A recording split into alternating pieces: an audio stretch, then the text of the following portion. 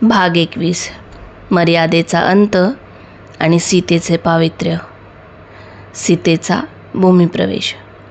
रामायणातील हा अत्यंत भावूक आणि हृदयद्रावक प्रसंग आहे.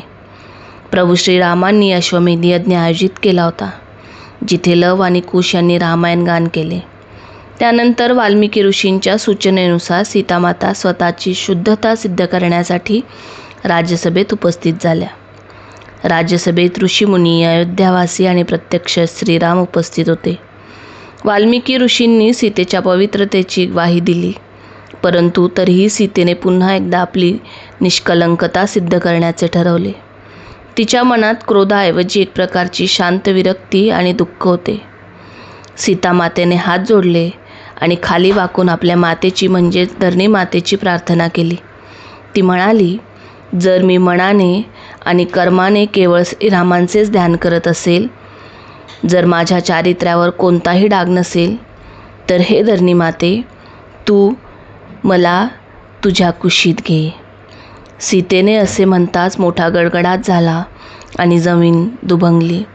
पृथ्वीच्या पोटातून एक दिव्य सिंहासन वर आले, ज्यावर प्रत्यक्ष धरणी माता विराजमान होती.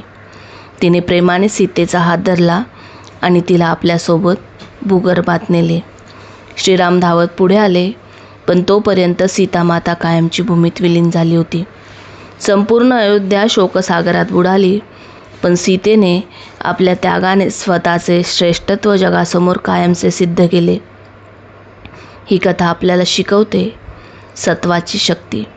जेव्हा एखादी व्यक्ती सत्याच्या मार्गावर असते, तेव्हा संपूर्ण निसर्ग तिच्या बाजूने उभा असतो. आत्मसन्मानाचे महत्त्व. सीतेने पुन्हा एकदा अग्निपरीक्षा देण्याऐवजी भूमीत प्रवेश निवडला. हे दर्शवते की एका मर्यादेनंतर व्यक्तीने आपल्या आत्मसन्मानाशी तडजोड करू नये. सहनशीलता. सीतामाता ही सहनशीलतेचे प्रतीक आहे. तिने आयुष्यभर अनेक अन्याय सोसले, पण कधीही आपला संयम आणि मर्यादा सोडली नाही. पवित्रतेचे प्रमाण.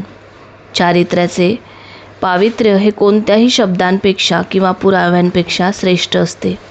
ते काळाच्या पलीकडे स्मरणात राहते.